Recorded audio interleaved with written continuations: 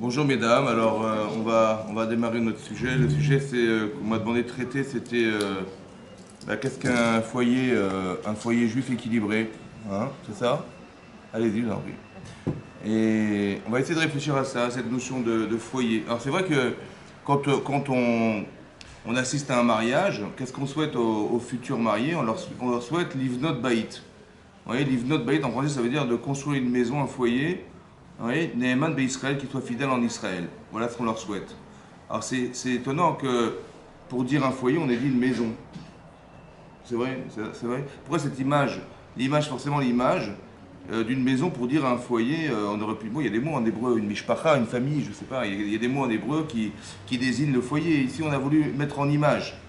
Vous voyez, on a voulu mettre en image la construction d'un couple, la construction d'une maison, ça se construit, une maison, ça se construit. Pourquoi cette image? Qu'est-ce que c'est qu'une maison? Une maison, c'est des murs, voilà, c'est des murs, c'est des parpaings, c'est de la peinture, c'est des fenêtres, c'est des charpentes, des tuiles, voilà, tout ce qui peut composer une maison. Ouais. Maintenant, la solidité, la fidélité de cette maison, la solidité, elle dépend de quoi? La maison, il faut qu'il y ait du ciment. Il faut qu'il y ait quelque chose qui crée le lien entre les parpaings et qui vont faire que les briques, elles vont tenir. C'est ça, n'est-ce pas? Qu'est-ce que c'est que le ciment dans un couple? Comment ça pourrait se traduire?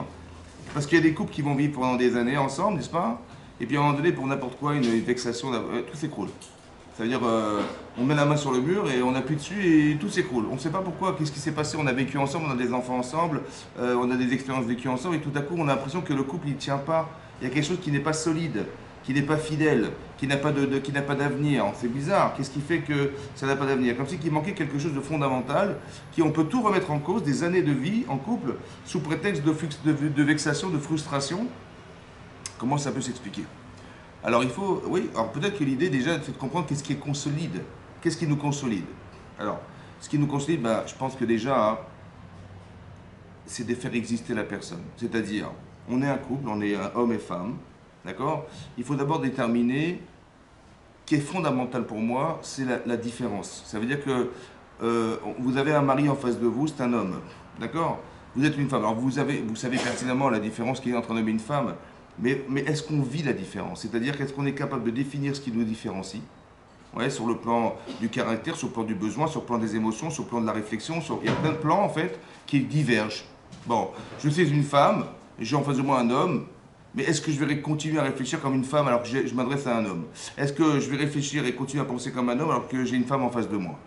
Ça va? Alors c'est vrai que dans ce cadre-là, évidemment, hein, ça ne va pas fonctionner. Ça veut dire que si de nature, je n'ai pas compris la nature de la personne en face de moi, je vais avoir des besoins masculins qui correspondent en rien aux besoins féminins. Et l'inverse aussi est vrai.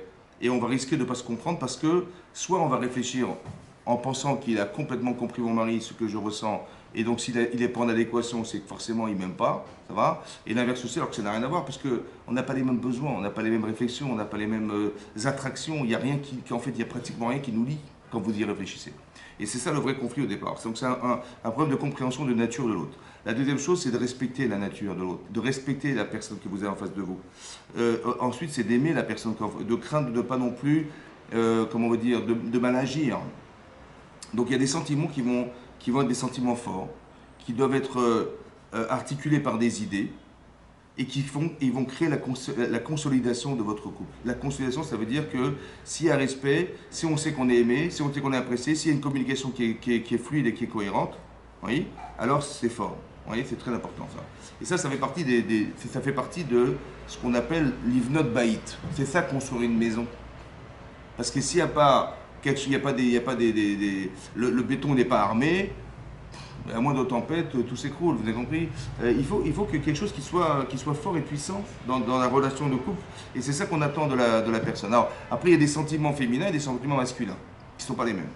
Alors, comment ça se traduit dans la réalité? Vous allez voir, par exemple, quand on étudie la Torah, oui, on va se rendre compte, quand on étudie les textes de la Torah, la relation qui peut exister déjà dans un couple. C'est fondamental.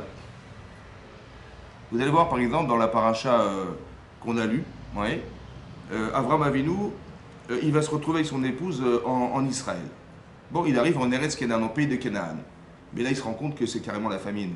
Donc, il n'y a ni de quoi manger, ni de quoi boire. Il ne comprend même pas, à la limite, on pourrait s'étonner de la volonté qu'avait Hachem de le faire venir dans un endroit pareil qui est hostile à la vie. Ça va, c'était bizarre. Bon, il ne remet pas en cause.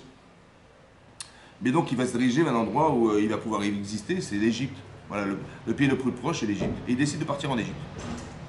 Mais il se rend compte que sa femme est très belle, d'accord. Et il sait qu'il va dans un endroit où effectivement les gens, qu'est-ce qu'ils font? Ben, on va réserver la plus belle femme du royaume au roi, c'est comme ça, c'est la coutume. Et il a très peur que si sa femme va dire qu'il est qu'il est son mari, ben, ils vont le tuer pour épouser cette femme, d'accord. Voilà, c'est comme ça que ça se passe. Donc il va dire à sa femme, il va demander à sa femme de mentir, ça va. Il va dire, dis-leur que tu es ma sœur. Mais il va dire d'une façon bizarre. Il va dire, je t'en prie, dis-leur. Imrina achotiat. Il n'a pas dit, écoute, tu vas mentir, je vais risquer ma vie. Il n'a pas dit ça. Il a dit, je t'en prie, dis-leur que tu es ma sœur. Et de cette manière, ils vont me faire du bien grâce à toi, et je vivrai grâce à toi. Vous avez vu la formulation qu'il a dite? Il a dit, grâce à toi, je vais vivre, et grâce à toi, ils vont me faire du bien. Il n'a pas dit, je vais gagner si tu mens, je vais gagner quelque chose. C'est pas ça qu'il a dit. Il a dit à sa femme, c'est toi qui vas me faire vivre, c'est toi qui vas me permettre de. Il a dit, je t'en prie, dis-leur. Il n'a pas dit, fais pas l'idiote. Tu vas mentir, ça va? Parce que je vais quand même pas mourir, parce qu'on a failli mourir de faim de soif, je vais mourir parce que t'es belle, non, c'est pas possible. Non, il n'a pas dit comme ça. Il n'a pas obligé sa femme. Il a invité sa femme. Alors que c'est au détriment de sa vie, vous avez compris? Cette maîtrise. Pourquoi? Parce que d'obliger les gens, c'est pas de respecter les personnes. D'inviter les gens, il y a une mitzvah. Sa femme, elle a une mitzvah. Pourquoi je vais l'obliger à la faire? Pourquoi je ne vais pas l'inviter à la faire? Vous avez compris? Ce respect-là, le respect de l'autre, au détriment de sa vie, hein, Abraham. Et si ça se passe mal, c'est fini pour lui. Mais il est capable d'avoir une maîtrise telle et un respect vis-à-vis de son épouse qui est représenté par le fait de l'avoir dit de cette manière. Il dit, c'est grâce à toi que je vais vivre, c'est grâce à toi que c'est de cette manière. Sans toi, je ne suis rien. Ça va? Et donc, quelque part, il a conscience de ce qu'il risque de perdre et il a aussi conscience de ce qu'il va construire par cette relation. Comme si qu'Hachem, il avait fait exprès qu'ils vont se retrouver en Égypte, dans cet esprit-là, c'est de comprendre que quand on a une croyance dans ce qui nous arrive, vous voyez, on sait que ça n'a pas été réfléchi par hasard, et donc il y a un créateur qui, en permanence, nous envoie des expériences de vie qui ont été forcément réfléchies. C'est ça, croire en Dieu, c'est pas croire qu'il existe quelque part. Croire en Dieu, c'est croire que tout ce que je vais traverser dans ma vie a été pensé. Vous avez rencontré des gens, ça a été réfléchi. Vous avez vécu telle expérience, ça a été pensé. C'était surpensé. Mais non, évidemment que c'était dans l'intérêt de la personne, évidemment. Dans l'intérêt. Donc juste ne pas le traduire en mal, mais traduire en bien. C'est-à-dire savoir qu'est-ce que ça peut vouloir signifier. Qu'est-ce que j'ai gagné de vivre par cette expérience? Comment j'ai grandi par cette expérience? Et là, on voit que dans cette expérience de couple, Abraham Avinu, il a un respect fondamental avec son épouse. Quand c'est aussi marqué dans la paracha de cette semaine, c'est marqué que quand il a reçu ces fameux anges qui pensaient être des hommes, ils lui ont dit, elle est où ta femme? Il a dit, les anges ont dit, elle est où ta femme? Il a dit, elle est dans la tente. Et Rachid expliquait que, évidemment, c'était des anges. Donc, évidemment, ils savaient exactement où se trouvaient. Ils savaient. Donc, quel intérêt ils avaient de réécouter une chose qu'ils savaient déjà? On lui demanda, elle est où? Et Rachid dit simplement pour que Avram il soit fier de son épouse. Autrement dit, ça veut dire que chaque occasion que vous avez de renforcer un couple, même si vous savez exactement les conséquences que ça va engendrer parce que vous avez la connaissance de ce qui va se passer, si ça peut les renforcer, faites-le. Vous avez compris? Ça veut dire qu'il va être fier de son épouse, encourage-le à être fier d'elle. C'est ça. Ça veut dire qu'on voit qu'il y a des sentiments qui vont se créer, qui sont des sentiments fondamentaux, qui vont créer des liens forts entre les personnes. Voilà. Donc il y a le respect de la personne, il y a le fait de dialoguer, le fait de parler. Pourquoi c'est important de discuter, de parler de tout avec son mari, avec sa femme, de communiquer, d'être sensible aussi à la difficulté qu'elle pourrait traverser ou qu'il pourrait traverser. Je partage ce qu'elle vit, je partage ses difficultés autant que je partage ses bonheurs. Et pareil, en tant que femme, je dois être soucieuse de ce que vit mon mari et être là pour essayer de l'aider justement à retrouver la forme, de retrouver l'esprit, de retrouver... C'est fondamental. Une femme, elle va aider son mari dans cet esprit-là. Ça va? Et donc, ça veut dire qu'il y a besoin de communiquer. C'est très important qu'on puisse communiquer ensemble par la parole. La parole. Pourquoi c'est la parole? Parce que vous allez vous rendre compte qu'il y a une Gemara dans Kiddushin, il y a un traité dans Kiddushin qui dit que de façon naturelle, un enfant, il respecte sa mère. Et de façon naturelle, un enfant, il craint son père. C'est naturel, ça fait partie de la nature. Mais la Torah nous demande de craindre la personne qu'on respecte, c'est sa mère. Et on nous demande de respecter la personne qu'on craint, c'est son père. On va honorer son père. Vous voyez, c'est marqué dans le texte en priorité, c'est-à-dire, c'est marqué Kaved honore Aviv Veimo, son père et sa mère, en priorité le père, parce qu'on craint son père, on doit le respecter, l'honorer. Et l'inverse, Ish Imo, un homme, sa mère et son père, vous craindrez. On a mis en avant la mère avant le père parce qu'on respecte sa mère. Dit l'Agmara, qu'est-ce qui est naturel chez l'enfant de respecter sa mère? Parce que l'Agmara dit que la mère, elle sait parler à ses enfants. Meshadlato bitvarim. Ça veut dire qu'elle sait trouver des arguments qu'un père ne sait pas forcément, un mari ne sait pas forcément parler à ses enfants, mais la femme est sensible. Elle sait trouver les mots qui vont réconcilier ses enfants avec eux-mêmes, qui vont les soulager, qui vont les réconforter, leur donner confiance. Une femme, elle sait trouver les mots. Vous avez compris que le kavod, le respect, il vient du dialogue. Un pari, il ne sait pas forcément discuter avec ses enfants, il ne sait pas parler avec eux. Ou du moins, il sait parler, mais d'une façon qui peut-être oblige les enfants à exister dans la manière d'être. Ça va?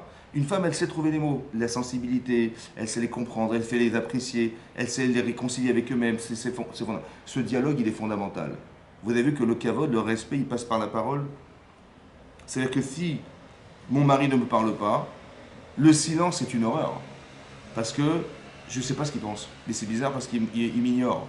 Il ne me parle pas. Ou l'inverse, si ma femme, elle ne me parle pas, je ne comprends pas ce qui se passe. Donc il va se passer. Donc le fait de parler avec la personne, ça fait exister l'autre. Je sais que j'existe parce qu'elle me parle. Je sais que j'existe pour elle ou pour lui parce que mon mari me parle. Vous avez compris? J'ai des soucis, je ne vais pas lui cacher mes problèmes. J'ai un problème avec lui, je ne vais pas lui cacher. Seulement après, il va falloir qu'on arrive à construire une relation qui fasse que je vais lui dire quelque chose que je lui reproche, mais je ne veux pas couper le lien avec mon mari. Je vais vouloir dire quelque chose à ma femme qui est peut-être désobligeant, mais je ne veux pas couper ce lien avec elle. Je ne veux pas couper ce lien avec elle.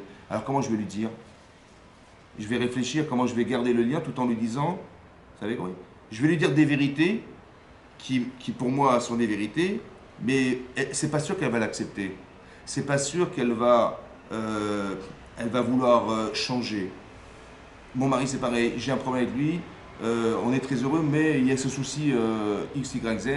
Comment je vais lui dire? Parce que si je lui dis, il va se vexer. Je vais dire, je vais mettre en difficulté et j'ai pas envie parce qu'il va mal le prendre et ça va couper des liens. Et qu'est-ce qu'il va penser de moi? Alors je vais le faire d'une façon à ce que ça soit respectable. Je suis très heureuse avec toi. Je t'aime, mais il y a un petit truc qui est dommage, qui entame dans notre relation. Ah, bien sûr, évidemment, vous avez compris? Je ne vais pas lui dire des vérités qui va écoute, débrouille-toi avec dorénavant.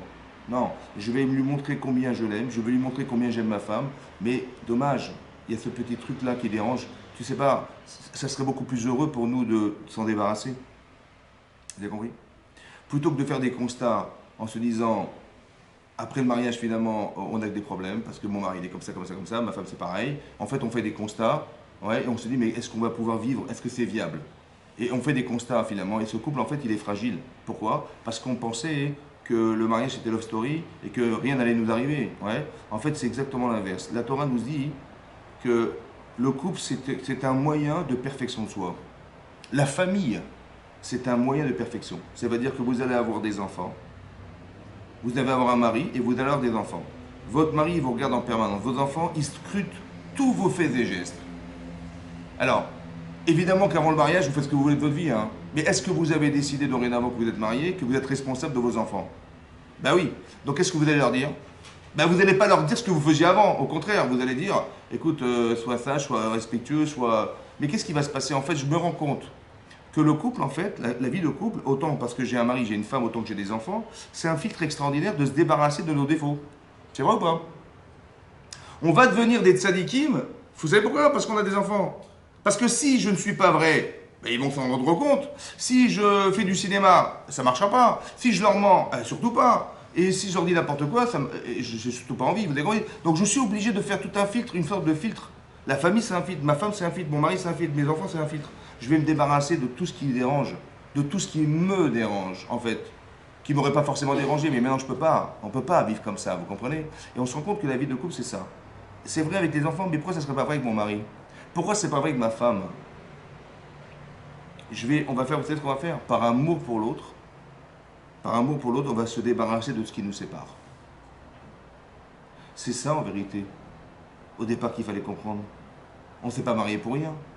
On s'est marié parce que toute relation égoïste, on va dire, toute relation, comment on veut dire, qui tourne autour de l'intérêt de soi n'a plus de raison d'être. Parce que quand on sait que, soi-disant, je t'aime alors que je m'aime à travers toi, c'est plus possible. Ça va? Quand vous dites, vous allez inviter quelqu'un au restaurant, ça va? Vous lui présentez le menu, vous dites, dis-moi qu'est-ce que tu aimes? Dis-moi qu'est-ce que j'aime. Je vais vous dire ce que j'aime. Moi, j'aime bien le poulet rôti, hein. J'aime bien, je sais pas, les frites, j'aime bien, voilà. Voilà ce que j'aime. J'aime bien le poulet, j'aime bien les steaks, j'aime bien. Je dis, mais tu aimes le poulet, t'es sûr? Ou tu t'aimes parce que le poulet, il te fait plaisir. Ça veut dire quoi, j'aime le poulet? Est-ce que je m'aime à travers le poulet ou j'aime le poulet? Alors, je n'aime pas le poulet parce que je l'aurais jamais tué si je l'aimais, hein. Donc, en fait, le problème, c'est que je ne sais plus comment j'aime. Vous avez compris? Est-ce que j'aime mon épouse? Je sais pas, est-ce que je l'aime ou j'aime ce qu'elle me procure? Est-ce que j'aime mon mari ou j'aime ce qu'il me procure? Je ne sais pas si c'est lui que j'aime ou j'aime ce qu'il me procure. Faire attention que dans un couple juif, ça soit pas. On ne vit pas pour soi. On ne s'est pas marié pour soi. C'est fondamental de comprendre qu'on s'est marié dans l'intérêt d'apporter quelque chose à l'autre. Je suis une femme, j'ai des valeurs, j'ai des sensibilités que mon mari n'a pas, j'ai des intuitions qu'il n'a pas. Est-ce que je peux lui faire profiter de ce que je suis? Je suis un homme, je suis sécurisant, j'amène la parnassa, j'amène tout ce qui peut soulager une femme, qui peut lui enlever des angoisses. Je peux lui apporter ce bonheur, je peux lui apporter cet équilibre. Est-ce que je vais jouer mon rôle de mari? Vous avez compris? Je dis non, moi j'ai une femme parce qu'il faut. Qui c'est qui va faire le ménage? Qui c'est qui va faire la vaisselle? Qui c'est qui va faire. Comment je vais avoir des enfants? Mais j'ai ma femme, vous avez compris? Mais est-ce que tu dis, ben, j'aime ma femme parce qu'elle m'a permis d'être père? Mais est-ce que tu l'aimes pas tu l'aimes parce qu'elle est ta femme? Et à part ça, évidemment, elle t'a permis d'être père, mais c'est elle qui compte. C'est ce qu'elle est qui compte, c'est pas ce qu'elle a qui compte. C'est comme ça qu'on va construire un couple, vous avez compris? C'est marqué dans la Gemara, dans Sota, c'est marqué. C'est une dracha, une explication qui est connue au nom de Rabbi Akiva. Rabbi Akiva, il dit, c'est marqué Ish, et c'est marqué Isha. Ish en hébreu, ça veut dire un homme. Isha, c'est une femme. Mais la Gemara dit que dans Ish, il y a un Yud qui sépare le Aleph du Shin, et dans Isha, il y a le He qui a été placé à la fin du mot. C'est vrai? Yud He, c'est le nom de Dieu. Il y a marqué que si un homme est un homme dans sa vie de couple, et qu'une femme est une femme, Shechina Benehem, il y a une présence divine. Après, on va essayer de comprendre comment ça se traduit, ça. C'est quoi la présence divine dans un couple? Et c'est marqué comme ça. Et si on retire le Yud-He, dit la Gemara, alors là, c'est carrément le feu. Ça va? Il y a le feu dans l'homme, et il y a le feu dans la femme. Mais la Gemara continue et dit, Amar Rava. Rava, il a dit là-bas, que le feu de la femme, il est plus virulent que l'homme. Le feu qui est dans la femme, il est plus fort. Dit pourquoi la Gemara? Parce qu'on a associé un He dans le feu et on a séparé le feu de l'homme par un Yud. Et la Gemara dit que si ça ne va pas, à Esh Ochaltan, c'est le feu qui les dévore. Le feu les dévore. C'est quoi ce feu? Il y a un feu dans la femme qui est plus fort que l'homme. De quelle nature est ce feu? Alors vous allez vous rendre compte que dans la vie, il y a deux feux. Il y a un feu qui brûle et qui détruit. Si vous grattez une allumette, ben, ce feu, il brûle le bois et il détruit le bois. Ça brûle les mains et ça détruit le bois. Il y a un autre feu. Il y a un feu divin qui brûle mais qui ne consume pas. Vous voyez, on retrouve ce feu dans le buisson ardent. On retrouve ce feu sur l'autel sur lequel on brûlait des kétorets, des encens. Vous voyez, on mettait des encens sur l'autel qui était dans le Kodesh HaKodashim, et là-bas, effectivement, on brûlait des encens, mais c'était un autel qui était fabriqué de bois, qui était couvert d'or. Mais vous pensez bien que si on brûle des kétorets, des encens sur cet autel, évidemment, l'or va fondre et le bois va brûler. C'est comme ça que ça va se passer. Et on se rend compte que non, ça ne brûlait pas, ça brûlait, mais ça ne consumait pas. En fait, le feu qu'on retrouve là, c'est le feu qu'on a retrouvé sur le buisson ardent. Il y avait aussi le feu de Hanouka. On a allumé un candélabre, d'accord? On a récupéré une fiole d'huile qui devait durer 24 heures, qu'on a divisé en 7 parce qu'il y avait 7 branches sur le candélabre. Ouais, c'est ça. Et donc chaque fiole d'huile, chaque fiole, elle devait durer 3h15. Elle a duré 8 jours. Mais le miracle, il est dans l'huile qui a résisté au feu parce que le feu, ça brûle l'huile. Ou le miracle, il est sur le feu qui n'a pas brûlé l'huile? Est-ce que le miracle est dans l'huile qui a résisté au feu? Ou le miracle est dans le feu qui n'a pas brûlé l'huile? Pourquoi ça n'a pas consumé? Parce que le feu, il n'a pas brûlé. Il n'a pas consumé l'huile. En fait, vous allez vous rendre compte que le miracle de Hanouka, il est sur le feu. Parce que c'est ça la référence à Dieu. Dieu, il brûle, mais ça ne consume pas. Ça veut dire que si dans nos vies, que ce soit de couple, professionnel, on tombe dans une déchéance, on a l'impression que tout est foutu, c'est que ce n'est pas Dieu. Parce que ça brûle, ça fait mal, mais ça ne consume pas. On ne peut jamais se détruire d'une relation à l'autre. Jamais. Et si c'est vécu d'une façon désastreuse, c'est forcément pas Hachem. C'est qu'on a mal traduit. On nous a fait croire. Vous avez compris ce que je veux dire? Voilà. Parce que ça brûle. Ce feu, il est spécial. Mais il est où ce feu? Ce feu, on le retrouve chez la femme. Esh, Isha. Il y a du feu et il y a du hé. Vous avez compris? Ce feu, il est divin en fait. Vous portez en vous quelque chose de divin. Et la Gemara d'expliquer qu'est-ce que c'est que ce feu divin et qu'est-ce qui fait que, Rachid expliquait là-bas, que quand une femme elle se sent frustrée, elle se sent abusée, elle se sent pas reconnue, vous voyez, ce feu-là qui est en elle, qui dit mais je suis une femme, ce feu il est fort. Et quand il est, on voudrait comme si on voulait l'éteindre. Quand il y a de la négligence dans un couple, quand il y a de la violence dans un couple, quand il y a des mots durs dans un couple, la femme elle se sent inexistante, elle se sent pas aimée, elle se sent pas. Tu veux m'éteindre mon feu, mais je te dévore avec. À Esh Ochaltan, ça veut dire qu'il y a quelque chose de très puissant chez une femme, beaucoup plus qu'un homme, vous voyez. Il y a une résistance très forte, mais il y a aussi une capacité émotionnelle beaucoup plus grande. Et ça, ça peut être un avantage, ça peut servir autant que ça peut desservir. Une femme, ça peut la servir parce qu'elle est sensible, elle sent des choses, elle voit des choses que son mari ne voit pas. Mais ça peut lui desservir parce que quelque part, si ça ne flambe pas, si ça n'existe pas, alors, comme si on voulait l'éteindre, comme si on voulait la rendre inexistante. Et ça, c'est pas possible. Le feu les dévore. Quel feu? Le feu. Mais non, la frustration, ça peut se traduire comme la shrina qui s'envole. Vous avez compris? Quand vous êtes heureux en couple, vous êtes heureuse en couple, c'est que la shrina, on va traduire ça comme ça, il y a une résidence divine qui est en vous. Et vous avez plaisir à rentrer chez vous, vous avez plaisir à voir votre mari, à voir vos enfants, c'est un bonheur pour vous, et ça veut dire que la shrina, elle est là. Vous êtes une femme et votre mari, c'est un homme.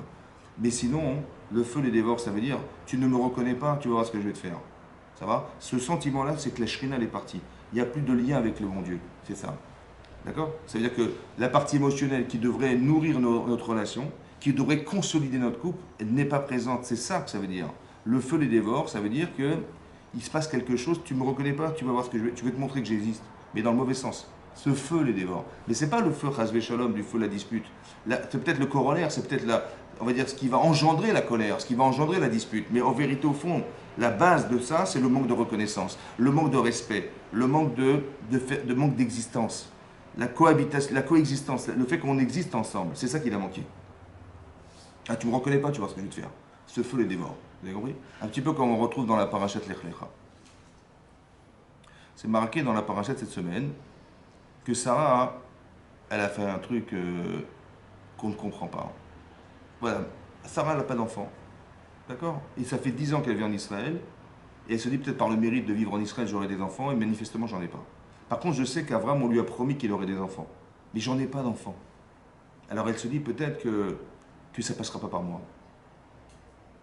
Et donc elle décide de faire une chose qui n'est pas féminin, de dire à son mari, écoute, tu vas épouser Agar. Agar, qui est sa meilleure élève, qui était une ancienne princesse d'Égypte, n'est-ce pas? Et qui s'est rattachée à la famille d'Abraham et de Sarai, parce que c'est un couple exceptionnel, ils ont des valeurs exceptionnelles. Alors, Pharaon, il a dit, écoute, tu n'as rien à faire ici, ton éducation, elle ne se passera pas dans le palais de Pharaon, ça va se passer chez Abraham et Sarai. Abraham et Sarai, c'est eux qui vont t'éduquer, c'est eux qui vont faire de toi la future femme que tu dois être. Et donc elle va devenir l'élève de Sarai. Et Sarai, elle n'a pas d'enfant, elle lui dit, mais qu'est-ce que je vais faire? Elle dit, je vais proposer à mon mari d'épouser cette femme. Ce qui n'est pas féminin. Ça n'existe pas, ça, une femme qui dit, oh, j'ai pas d'enfant, je vais te proposer ma copine. Non, ça n'existe pas ça. Donc, mais là, elle fait une chose qui est incohérente aux yeux des... Comme si il y avait une sorte de sacrifice personnel pour permettre à son mari d'être père. Elle fait carrément... Elle annihile sa faculté d'être une femme pour son mari. Ouais, elle annihile ça pour dire, c'est comme ça qu'elle va respecter son mari. Qu'est-ce qui va se passer? Abraham, il va écouter la voix de sa femme. Le Kol Sarai, la voix de sa femme. Il y a une différence fondamentale entre les paroles de son épouse et la voix de sa femme. C'est quoi la différence entre la parole de son épouse et la voix? Si vous écoutez ce qu'elle dit, c'est pas logique. Elle dit, écoute, tu vas épouser Agar. Si j'écoute ce qu'elle dit, c'est incohérent. Alors je vais essayer de comprendre ce qu'elle a voulu dire. Vous avez compris? Je ne vais pas essayer d'écouter ce qu'elle a dit, parce que ce qu'elle a dit, c'est pas cohérent. Elle me demande d'épouser une autre femme qu'elle, c'est pas. On ne peut pas vivre en couple comme ça, c'est pas possible. Alors je vais essayer d'écouter autre chose. D'accord? Ça veut dire que je vais essayer de comprendre ce qu'elle a voulu me dire. Et là, Rachid expliquait qu'elle a eu un roi HaKodesh, c'est-à-dire que ce qu'elle a dit en vérité, c'est une perception qu'elle a dû avoir qui ne vient pas d'elle, qui vient d'Hachem. Il a compris quelque chose de fondamental dans ce qu'elle a dit, mais qui ne vient pas d'elle, qui vient d'Hachem. Le kol, ça veut dire qu'il y a quelque chose qui humainement ne s'explique pas, oui, mais qui ne paraît pas logique, mais forcément, il y a forcément un message derrière. C'est-à-dire que pour un homme d'entendre des choses pareilles, c'est incohérent. Et souvent, ça va vous arriver, votre mari ne vous comprendra pas. Parce qu'il écoute les mots, en fait. Alors, on va t'habituer à penser autrement. N'écoute pas ce qu'elle t'a dit, mais essaie de comprendre ce qu'elle a voulu te dire. C'est autre chose. D'accord? Donc, quand j'ai pas compris, j'écoute, j'ai pas compris. Alors, elle va m'expliquer autrement. Alors, qu'est-ce qui va se passer? Donc, il va épouser Agar. Qu'est-ce qu'il dit la Torah? Que Agar, madame, elle tombe enceinte. Et là, elle commence à dénigrer Sarai aux yeux de son mari Abraham.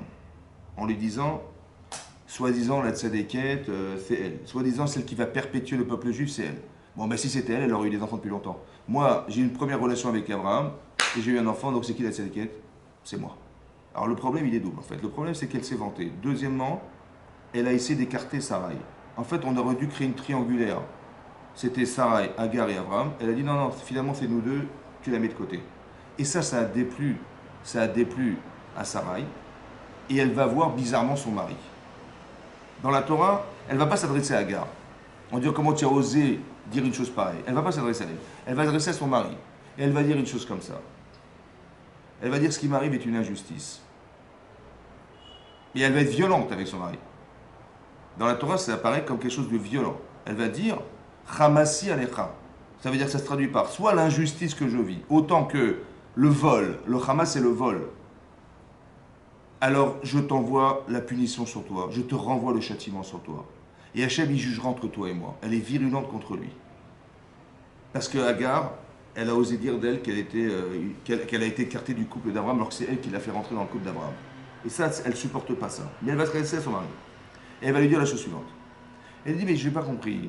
Quand tu pries Hachem, juste avant c'est marqué dans la paracha, que quand Abraham il a gagné la guerre, pour aller sortir de captivité son beau-frère qui était son neveu Lot, il a dit à Hachem, mais à quoi ça sert que tu m'as fait gagner les guerres? Voilà, j'ai gagné la guerre, super, merci, c'est gentil, mais je me déplace sans enfant. Et finalement, qui va hériter de moi? C'est Eliezer, qui est mon élève, mon meilleur élève, il va hériter de moi, et puis Abraham, on va perpétuer Abraham à travers Eliezer, ce que j'avais pas envie, j'avais envie que ce soit mon enfant. Et Hachem lui dit, t'inquiète pas, tu auras des enfants. Mais sa femme, elle lui reproche. Elle dit, mais comment tu as osé dire, je n'ai pas d'enfant? Vous imaginez, Sarah, elle dit à son mari, mais comment tu as osé dire, je n'ai pas d'enfant? Nous n'avons pas d'enfant. Comme ça dit Rachid, nous n'avons pas d'enfant. Et c'est parce que tu dis, je n'ai pas d'enfant que je ne suis pas enceinte. Parce que Hachem, comment tu veux qu'il nous donne un enfant, on n'est pas un couple? Tu dis je, mais on est deux, on n'est pas tous. Chenez-nous. D'où elle a su que je veut dire je et pas nous? Des fois, vous dites, vous partez en vacances, je vais sur la côte d'Azur. Mais quand vous dites je, ça veut dire, bien sûr, avec ma famille. Hein. D'où elle a su que je veux dire je et pas nous? D'où elle a su, Sarai, que quand il a dit je n'ai pas d'enfant à Hachem, il a dit je, ça veut dire je n'ai pas d'enfant, et pas nous n'avons pas d'enfant. Vous savez comment? Hein? Non, elle a su parce que si Béhémet, j'étais là pour toi, et que tu vois qu'elle se moque de moi, et que je suis présente dans ta tête, tu aurais crié, tu aurais réagi, tu as réagi ou pas? Non, alors je suis où? Donc je suis pas là. Si je suis pas là, ça veut dire que je veux dire je. Elle se sentait pas exister pour son mari, c'est fou quand même. Et c'est une injustice, pourquoi c'est une injustice? Parce qu'elle, elle donne tout ce qu'elle a pour lui, et elle se rend compte que lui ne réagit pas à l'existence de son épouse. Ça va? Et ça la rend folle. Ça, c'est une explication de Rashi. Deuxième explication de Rashi, c'est Hamasi, c'est Hamas, c'est le vol. Atachomé à Bizioni Veshotek. Tu écoutes la honte que j'ai et tu ne réagis pas, tu te tais. Tu me voles les mots que tu aurais dû dire. Tu me voles ces mots-là, tu aurais dû les faire sortir. Vous avez compris ce que se ressent Sarai? Et donc elle est virulente contre son mari parce qu'elle se sent pas exister pour lui. Et c'est ça, ça veut dire qu'elle est frustrée à la proportionnelle de ce qu'elle a donné. Quand on aime quelqu'un, c'est très fort. Mais quand on voit qu'il n'y a pas de retour, c'est très dur. Vous avez compris? Ça veut dire que c'est proportionnel. Il faut surtout pas tomber dans le piège de dire mais j'ai tout donné et en fait j'ai rien en retour. Et tomber dans le piège parce que finalement ce feu qui est en elle, elle donne tout à son mari. Elle dit mais mon mari il mérite d'avoir des enfants et la plus frustrée c'est moi parce que je ne lui propose pas ce bonheur d'être père. Ouais, et c'est pas simplement une vie de couple classique. On parle de quelqu'un, Avram et Sarah, c'est des gens qui vont être à l'origine, la base, la racine du peuple juif. C'est ça, tout va se construire là. Donc elle a une responsabilité de femme qui est exceptionnelle. Et elle se rend compte que finalement elle est abusée parce que monsieur il a dit je. C'est injuste. Moi je fais tout pour lui et je me rends compte qu'il est égoïste. Vous avez compris? C'est ça qu'elle ressent. Mais bien sûr qu'on parle des Avot, on parle d'Avraham Avinu. Mais il faut juste comprendre qu'il y a quelque part quelque chose qui est une virulence forte. La femme va réagir de façon violente parce qu'elle se sent abusée, elle se sent pas exister pour son mari. C'est ça que je veux vous dire. Et donc quelque part, c'est bizarre parce que quelque part la qualité essentielle d'Avraham Avinu, c'est le chesed, c'est-à-dire qu'il est complètement investi pour les autres. Avraham Avinu, il va nourrir des gens dans le désert. Ça veut dire qu'il est complètement complice de la souffrance des autres. Et il est là pour donner du bonheur aux gens et donner du plaisir aux gens. C'est ça sa vocation, Avraham Avinu. Et on voit qu'avec son épouse, il dit je, comment c'est possible? Comment c'est possible qu'un homme comme ça, qui a pour vocation d'être un homme de don de soi, il est capable de donner aux autres et à la terre entière, et à son épouse, il ne lui fait pas le don de dire à cette femme mais tu parles de ma femme, c'est pas possible. Il ne lui fait pas ce chesed, cette bonté-là, de lui donner à sa femme la possibilité de pouvoir se réconcilier avec lui en sachant que Agar, elle dénigre Sarai. Comment c'est possible? Vous avez compris? Peut-être ça veut dire quelque chose de très important. Peut-être c'est possible que tout ce que vous faites dans la vie, c'est-à-dire vous invitez des gens à la maison, vous invitez vos parents, vos beaux-parents, on fait de l'hospitalité, on fait de la charité. Peut-être que tout ça, ce n'est qu'un accessoire pour arriver à le faire en couple. C'est pour ça que lui et Sarah, il est dans le couple. Parce que le vrai chesed, il est avec son mari. Le vrai chesed, il est avec sa femme. Le chesed. C'est-à-dire que qu'est-ce que vous êtes capable de donner? Le plus que vous avez donné, c'est à vos enfants, c'est à votre mari. C'est ça. Après, évidemment qu'on va s'entraîner, hein, mais je vais le faire avec les autres. Et si je suis capable de faire avec les autres, à force avec mon mari. Si je suis capable avec les autres, à force avec mon épouse. C'est comme ça qu'on va consolider. C'est comme ça, ça va se voir, ça va s'entendre, ça va se ressentir. Une femme, elle est fière qu'on pense à elle. Un homme, il est fier que sa femme, elle ressent des choses pour lui. Vous avez compris? À l'inverse aussi, Chas v'Shalom.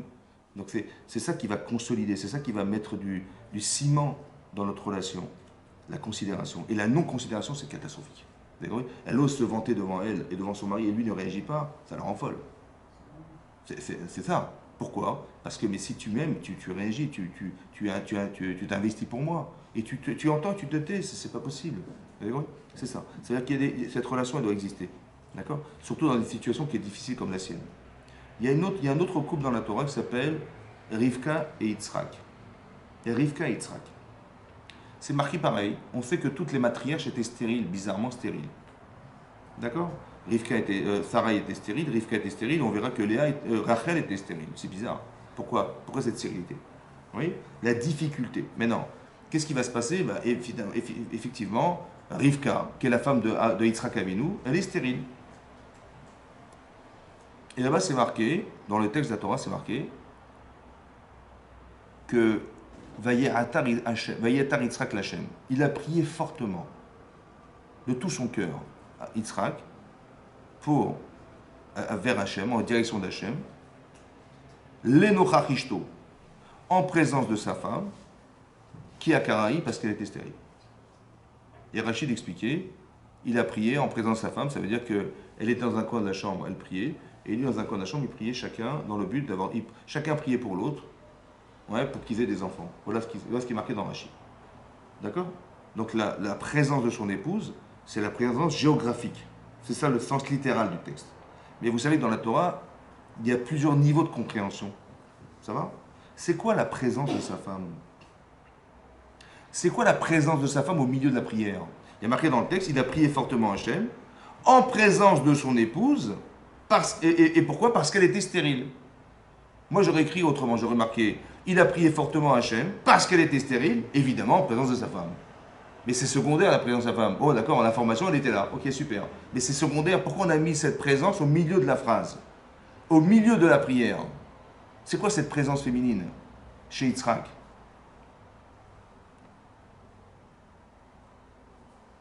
Qui c'est qui souffle le plus?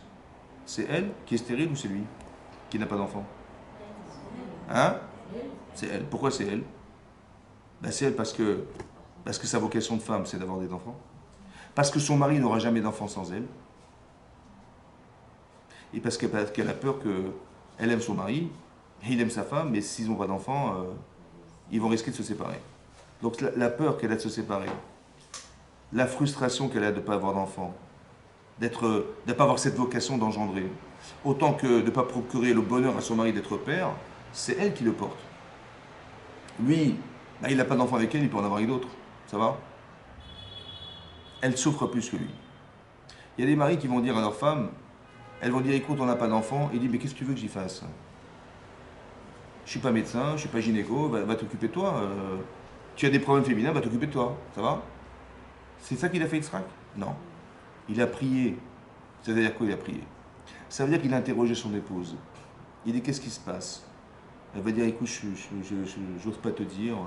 Mais dis-moi ce que tu as, je te sens pas bien et tout. Ben écoute, on n'a pas d'enfant. Et bien oui, alors, ben oui, alors, oh, ben, ça va venir. Mais quoi, qu'est-ce que tu as? Mais non, mais bon, il faut qu'il lui sorte tout ce qu'elle a dans la tête. Il faut qu'il arrive à lui sortir tout ce qu'elle a dans le cœur. Tout ce qui la rend malheureuse. Vous savez ce qu'il va faire Yitzhak? Il va s'investir de la souffrance de son épouse. Il va devenir féminin. Comme c'est que c'était lui qui était à la place de son épouse, il va se mettre dans la position de celle qui subit la souffrance. Il va la prendre à charge. Il a prié fortement Hachem en présence de sa femme. En présence de sa femme. Il a investi ça en lui. Alors Hachem, il a écouté la prière de cet homme. Parce qu'il est, il est complice de sa femme. Vous avez compris? Avraham Avinu, il a dit je n'ai pas d'enfant. Il a compris Israël que c'est pas comme ça que ça se passe. Il n'a pas dit je, il a dit nous. Qu'est-ce qu'il a fait? Il a prié aussi pour elle. Il aurait pu prier pour lui, il a dit écoute, moi je vais prier pour moi, je suis un homme, tu vas prier pour toi, tu es une femme, on a des besoins différents, on a des souffrances qui ne sont pas conjugables. Voilà, tu pries pour toi, je prie pour moi. Non, c'est pas ça qu'il a fait. C'est ça un tzaddik. Rachid Abba dit que ne se ressemble pas la prière d'un tzaddik, fils de tzaddik, parce que Yitzhak est issu d'Avraham Avinu, alors qu'elle, elle est tzaddiké de cette femme, mais elle est née de Bethuel qui était un rachat. Un rachat, c'est un homme qui ne pense qu'à soi. Ça va? Et la Gemara dit les prières ne se ressemblent pas. Vous savez pourquoi ça ne se ressemble pas? Parce que de devenir un tzaddik, c'est jamais pour soi. Si tu as compris quelque chose, partage-le. Si tu es sensible et que tu as un rapport particulier avec Hachem, alors fais-en profiter les autres. C'est ça un tzaddik. Et donc il dit ben, je prends en charge ta souffrance. Voilà, je prends en charge. Comme si que la finalité, quand on est un homme, c'est d'être masculin-féminin. Lorsqu'on est une femme, c'est d'être masculin-féminin. Il n'y a pas d'écart entre ma féminité de femme et mon désir de combler mon mari qui est masculin. Il n'y a pas d'écart, il n'y a rien qui nous sépare. Alors les corps nous séparent évidemment, mais au fond, ma femme elle est là, mon mari il est là, dans mon cœur. C'est ça, mais ça se construit ça. Mais pour que ça se construise, il faut que je comprenne le féminin. Il faut que j'arrive à conjuguer ma vie au féminin. Il faut que j'arrive à comprendre la logique féminine. Il faut que j'arrive à comprendre la sensibilité féminine. Il faut que je rentre dans ce domaine. Et dès l'instant où je suis sensible, ben, je réagis au féminin. Je réagis au masculin, c'est pareil. Au quart de tour. Quand une femme elle voit que son mari comprend ce qu'elle dit à demi-mot, parce qu'une femme elle parle à demi-mot, ouais, et il a compris, c'est bon, il a atteint ce niveau de féminité en lui qui fait de lui un être masculin-féminin. C'est ça que la Torah dit, que quand Hachem a créé l'homme, il a créé mâle et femelle. Zachar ou nekeva bara otam. Comme si qu'il y avait quelque chose de féminin dans un homme qui devait être nourri par qui? Bah, celle qu'il a choisie, c'est sa femme. Mais c'est qui sa femme? Mais c'est celle qui... Il porte un féminin en lui qui correspond à cette personne. Mais c'est elle. C'est elle, ma femme. Comment vous avez choisi votre mari? Bah, il y avait des millions d'hommes. Comment il a choisi sa femme? Il y avait des milliards de femmes, il y a des millions de femmes. Pourquoi c'est elle en particulier? Parce qu'il est tombé amoureux de qui? Bah, de la femme qu'il a en lui, qui correspond, le potentiel de féminin qu'il a en lui, ça correspond à elle. Et elle, pareil, elle a un potentiel masculin qui est exactement adapté à ce qu'elle voit en face d'elle. Seulement, cette potentialité est à construire. Et ça prend une vie. Vous avez compris? Parce que si je reste un homme dans mon couple, ma femme va souffrir. Si je suis une femme dans mon couple, mon mari va souffrir. Il faut que j'arrive à devenir masculin féminin. Il faut que j'arrive à comprendre la sensibilité de l'autre. J'ai compris ses besoins. J'ai compris qu'est-ce qui le comble. J'ai compris ce qui pourrait être meilleur entre nous. J'ai compris, voilà. Et c'est ça qu'on veut atteindre. C'est ça qu'on veut atteindre. C'est ça, un couple juif. Mais ça ne se passe pas comme ça. On n'est pas simplement des psychologues. On est respectueux des valeurs. On est respectueux des mises-votes. C'est marqué dans la Gemara dans Shabbat que la femme, elle doit respecter essentiellement 3 choses. Oui, d'allumer les nérodes de Shabbat. Bien sûr qu'elle fait toutes les mitzvot. Mais on parle essentiellement, allumer les nérodes de Shabbat, prélever la chala. Quand vous faites de la pâte, il faut prélever la chala. Et respecter la nida. La tarat mishpacha, c'est fondamental pour une femme. Pourquoi ces 3 éléments essentiels? La Gemara a expliqué, c'est simple, pourquoi? Parce que l'origine féminine, c'est Chava. Vous voyez, vous êtes tout issu de Chava. L'humanité féminine, c'est Chava, la première femme créée par Hachem au départ. Seulement, elle a fait une erreur. Elle a fait des erreurs, Chava. Ça va? Chava, qu'est-ce qu'elle a fait? Elle a été tentée par le fruit de la connaissance du bien et du mal. Parce qu'il était tov, il était bon, parce qu'il était nechmad, il était agréable, parce qu'il était ta'ava, plaisant. Et donc, comme elle est sensible, elle est émotionnelle, elle est attirée par ce qui est émotionnel. Et donc, le Yetzer, il va jouer sur ses émotions pour la tenter, selon les éléments qu'elle porte en elle, ouais, la tenter pour fauter. C'est ça qu'il va faire. Il va utiliser contre elle ses émotions. Ça va? Elle va manger du Etzadat. Qu'est-ce qu'elle va faire ensuite? Elle va proposer à son mari. Elle va l'influencer fortement pour qu'il accepte de manger avec elle ce Etzadat. Et Rachid expliquait pourquoi. Parce que elle a fait un calcul pareil. Elle a dit comme ça: j'ai mangé, je vais mourir. C'est ce qu'Hachem a dit. Hein. C'est mon mari, il va rester vivant. Et que pour que le monde continue à exister, il va falloir que on recrée une nouvelle femme et que le monde continuera à exister sans elle. C'est vrai ou pas? Elle dit, mais c'est pas possible. Hein. Mon mari, une autre femme, c'est pas possible. Il faut qu'il meure avec moi. Et donc elle va essayer de l'influencer pour qu'il arrive à manger et qu'il meure avec elle. Ça va? C'est ça qui est marqué dans Rachid. Mais non, c'est pas par jalousie. C'est parce que l'homme est né de la terre, une femme est née de l'homme. Elle se sait associer à son mari. Pour le meilleur et pour le pire. Pour le meilleur et pour le pire. C'est-à-dire que si je dois mourir, tu mourras avec moi. De toute façon, tu ne peux pas avoir une autre femme que moi, c'est moi ta femme. Donc par association de sa vertu de femme, elle va faire en sorte que son mari disparaisse avec elle. C'est pas Chazvé Shalom qu'elle a fait parce qu'elle est jalouse. C'est parce qu'elle se sent associative. Elle est associée à son mari. Ça va? Ça se voit.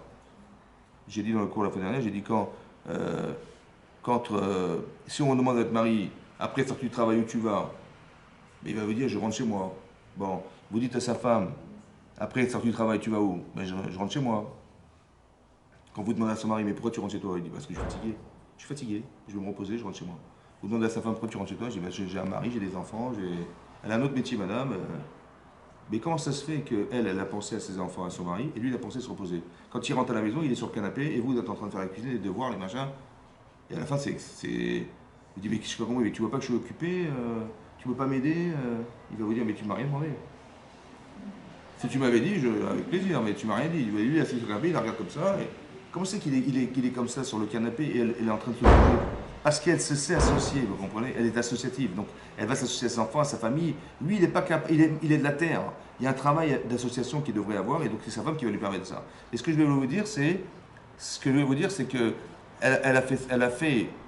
que Chava, par défaut, on va dire, elle a proposé à son mari de manger ce Tovara, du bien et du mal, en fait, dès qu'il a entraîné sa mort. Donc, elle n'a pas été éclairée à ce moment-là. Elle aurait dû assumer, elle n'a pas été éclairée. Alors, allume les nérodes. Allume les nérodes de Shabbat. L'éclairage. La chala, c'est quoi la chala? La chala, c'est comme ça. Au départ, Hachem, il va créer l'homme. À partir de quoi? À partir de la terre, de l'eau du feu et de l'air. Et avec cette matière, il va fabriquer le corps de l'homme. Vous savez ce que dit la Gemara dans Shabbat? Elle dit là-bas que la femme elle a une mitzvah de prélever la chala. Qu'est-ce que vous faites de la chala? À quoi ça sert la chala? Ben, il y avait de la pâte, on prélève une partie de pâte qu'on devait donner aux Kohanim. C'est de ça que se nourrissaient les Kohanim. De cette partie de pâte qui était réservée aux Kohanim. Donc il y a une kedusha dans cette pâte, il y a une sainteté dans cette pâte. Mais comme nous on est impurs, alors on va la brûler. C'est pour ça qu'on brûle la chala. Parce qu'elle n'est pas consommable, elle est impure. Donc on la brûle. Mais il y a une kedusha, il y a quelque chose de spécifique dans cette pâte, bien sûr. Mais elle est tellement kedusha que si on est impur, on ne peut pas la consommer, on la brûle. C'est ça. Dit la Gemara, c'est qui la chala du monde? Ben, il y avait la planète Terre. Hachem, il a pris de la terre, il a pris de l'eau, il a pris de l'air, il a pris du feu et de l'eau. Il a fait une boulette. Et avec cette boulette, il a fait l'homme. C'est qui la chala du monde? Ben, c'est l'homme. Il a prélevé la terre, il a prélevé de l'eau, du feu et de l'air. C'est qui la chala du monde? C'est l'homme. Elle n'a pas respecté la chala du monde. Alors toute ta vie, tu vas te conditionner à prélever quelque chose que tu vas considérer comme kadosh. Et c'est une manière subtile de considérer que ton mari, ben, c'est la chala du monde. Vous avez compris? La nida, c'est quoi la nida? Ben, la nida, c'est ce qui devrait faire vivre le fœtus. Qu'est-ce que c'est ce sang? En fait, ce sang, ben, sur l'utérus, il y a du sang qui se concentre, qui se colle. Maintenant, si le spermatozoïde et l'ovule se rencontrent, il va se greffer à la partie de l'utérus, il va se nourrir de ce sang. Et c'est comme ça qu'il va grossir et qu'il va monter. Mais ce sang, en fait il n'a pas servi. Parce qu'il n'y a pas eu fécondation. Alors il va s'écouler. Qu'est-ce que c'est ce sang qui s'écoule? Hein? Parce qu'est-ce qui aurait dû vivre? Mais pourquoi ça n'a pas vécu? Et pourquoi la mort est engendrée? Ben, c'est la femme qui porte ce deuil, en fait, de savoir qu'elle peut engendrer quelque chose qui ne vit pas. Et donc ça va l'amener à penser que dorénavant, il faut que les choses vivent. Et c'est la Torah qui nous fait vivre. C'est les valeurs de la Torah qui nous font vivre. Alors je vais respecter la Torah. Je vais échapper à ce qui était d'origine mon erreur. C'était en tant que femme d'origine, c'est d'avoir engendré ce que j'ai engendré. Alors je vais corriger ça en mettant de la lumière dans ma vie, en respectant mon mari et en respectant, en faisant en sorte que les choses puissent vivre dorénavant et pas comme ça s'est passé. Vous avez compris ce que je veux dire? Donc c'est-à-dire que vous avez compris le travail psychologique qu'il y a à faire. Ouais, il y a un respect de l'autre, il y a quelque chose qui veut. Et c'est comme ça qu'on existe dans la vie. Dans le respect de l'autre et dans la communication et l'envie de faire vivre et l'envie de partager. Voilà, c'est comme ça. C'est comme ça. C'est comme ça qu'a été construit le couple et c'est comme ça qu'on construit. Et c'est ça, c'est réparateur. C'est pour ça qu'on a expliqué que quand Hachem a dit à la femme, dorénavant tu accoucheras dans la douleur, en quoi la douleur de l'accouchement est une réparation à sa faute? Parce qu'il faut savoir que quand Hachem, on a dit, il envoie quelque chose, c'est douloureux, mais ça ne détruit pas. Ça va? Mais non, elle doit absolument accoucher dans la douleur. Pourquoi une femme accoucher dans la douleur? Qu'est-ce que ça a à voir avec la faute qu'elle a pu faire un jour d'avoir donné à manger à son mari du Hetzadat, du fruit de la connaissance du bien et du mal? Qu'est-ce que ça a à voir, la douleur de l'accouchement avec? On l'a expliqué comme ça. En fait, qu'est-ce qu'elle a pensé? Elle a dit, voilà, moi je vais mourir, dit Rachi, mais mon mari va épouser une autre femme que moi. Ce qui n'est pas possible. Hein. Parce qu'à l'idée de souffrir, parce qu'il va épouser une femme comme moi, ça n'est pas possible. Donc il faut qu'il meure avec moi pour ne pas que je souffre. C'est vrai? Vous avez compris? Il faut qu'il meure pour ne pas que je souffre. Alors Hachim il a dit, ma chérie, tu sais quoi? Est-ce que tu acceptes de souffrir pour faire vivre? Au détriment d'avoir tué pour ne pas souffrir. Vous avez compris en quoi c'est réparateur? C'est-à-dire que j'accepte de souffrir parce que ça me coûte de faire vivre. Combien ça te coûte? Ben, ça te coûte ma souffrance. Alors je vais accepter de souffrir pour faire vivre. Parce que ma faute, c'était d'avoir voulu tuer pour ne pas souffrir. J'ai pas envie de souffrir. À l'idée que mon mari va épouser une femme que moi, c'est pas possible. Alors je vais accepter maintenant l'inverse. Je veux que vive. Au même beau détriment de la souffrance, c'est pas grave. Pour peu que vive. Vous avez compris ce que ça veut dire? C'est ça qui est réparateur de ça. C'est ça qu'Hachem voulait. Ça fait mal, mais la conscience que j'ai de ce que j'ai construit, parce que j'ai fait un travail sur moi-même, qui est d'accepter de faire vivre au détriment de la souffrance, parce que ce qui est important, c'est ce que vive. Alors c'est ça qui compte. C'est ça que voulait Akadosh Baruch Hu.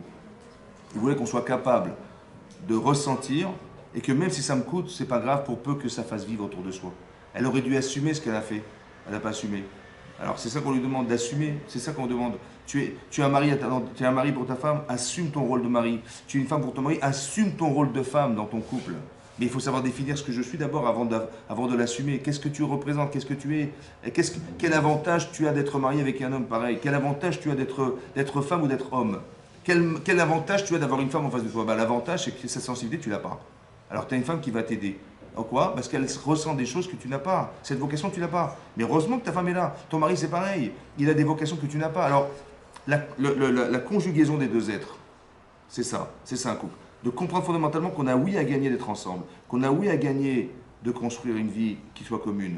Parce que c'est cette union, c'est comment vous dire, cette fusion des deux êtres qui va faire un être masculin féminin et c'est le but à atteindre. Voilà. Donc Bédat Hachem, voilà, que vous puissiez avoir ce mérite, voilà, de toujours être dans la joie et de pouvoir se construire votre couple dans la Simcha Amen, qu'elle est